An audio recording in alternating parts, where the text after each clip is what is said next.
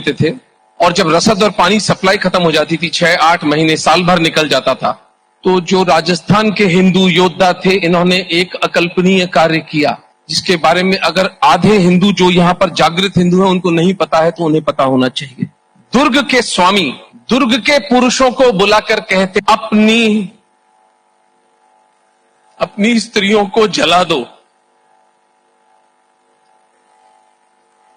अपनी बूढ़ी मां जिसके हाथ से खाना खाकर बड़े हुए हो, अपनी पत्नी जिसके साथ प्रेम का संबंध इतने वर्षों निभाया है, फूल जैसी बेटी, उसकी प्रश्न सूचक दृष्टि की तरफ आंख मत मिलाना, इन सबको जीवित जला दो।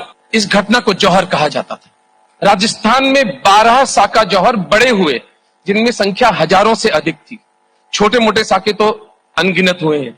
25 फरवरी 1568 को तीसरा साका राजस्थान के अंदर चित्तौड़गढ़ में घटा, जिसके अंदर 10,000 स्त्रियां 10 वर्ष से छोटे छोटे बच्चों को अपने शरीर के बांधकर जीवित जल गईं। और दुर्ग के पुरुष अपनी स्त्रियों को राख होते देखने के बाद उस राख को अपने शरीर पर मलकर अगले दिन सुबह दुर्ग का द्वार खोलकर मुसलमानों से युद्ध करने चले गए और अपने से 4 गुना बड़ी सेना के अंदर जितने मुसलमानों को मार सकते थे मार डाला। उसके बाद वीर गति को प्राप्त हो गए। इसे साका कहा जाता है। 10,000 स्त्रियां अग्नि में जीवित स्नान करती हैं।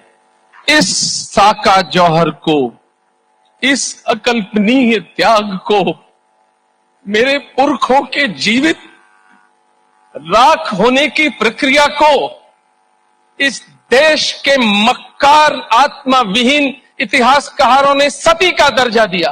किसी ने इनसे नहीं पूछा, इतनी भयानक यातनाएं अग्नि में जलना।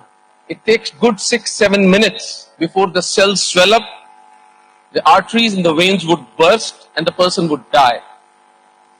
On the theory of relativity, these 7-8 minutes would be something like 7 or 8